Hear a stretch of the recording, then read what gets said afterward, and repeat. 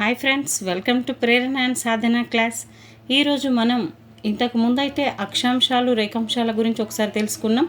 స్పెషల్గా అక్షాంశాల గురించి చెప్పాను. ఈరోజు స్పెషల్గా రేఖాంశాల గురించి తెలుసుకుందాం. రేఖాంశాలను ఇంగ్లీష్లో లాంగిట్యూడ్స్ అంటారు.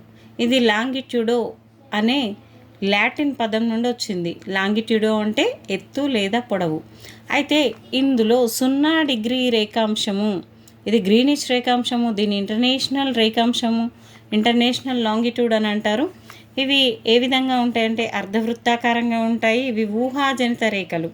ఈ రేఖాంశాలను మధ్యాహ్న రేఖలు అని కూడా అంటారు. అంటే ఇక్కడ నుంచి ఇక్కడ వరకు ఎక్కడెక్కడైతే ప్రాంతాలపైన పడుతుందో సేమ్ టైం అనేది ఉంటుంది. అందుకని వీటిని మధ్యాహ్న రేఖలు అని అంటారు.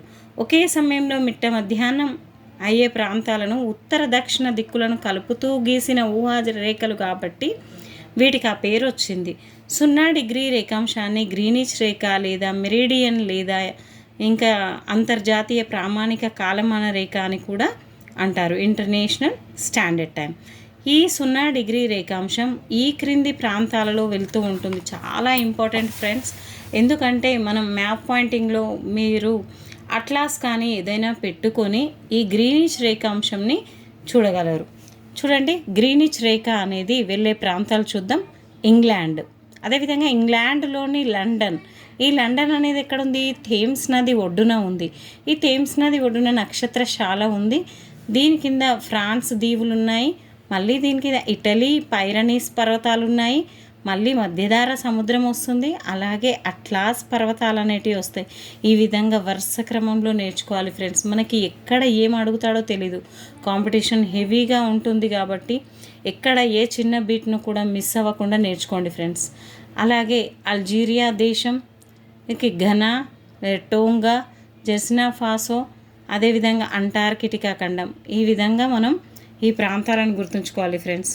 నెక్స్ట్ 0 డిగ్రీ రేఖాంశాలకి దీనికి అపోజిట్గా ఉన్న రేఖాంశం 180 డిగ్రీల తూర్పు పశ్చిమ రేఖాంశం. మనం పటం చూసినా కానీ లేదా బాల్ని చూసినప్పుడు ఆ బాల్ అనేది ఒక దగ్గర జాయింట్ అయి ఉంటుంది. ఈ విధంగా ఆ జాయింట్ అయిన ప్లేస్ని 180 డిగ్రీల తూర్పు రేఖాంశంగా 180 డిగ్రీల పశ్చిమ రేఖాంశంగా మనం గమనించడం జరుగుతుంది. అయితే ఇది 180 డిగ్రీల తూర్పు పశ్చిమ రేఖాంశాన్ని అంతర్జాతీయ దినరేఖ, ఇంటర్నేషనల్ డేట్ లైన్ అనడం జరుగుతుంది.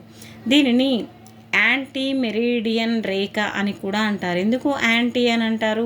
గ్రీనిచ్ రేఖకు అపోజిట్గా ఉంది కాబట్టి దీన్ని యాంటీ మెరిడియన్గా పిలుస్తారు.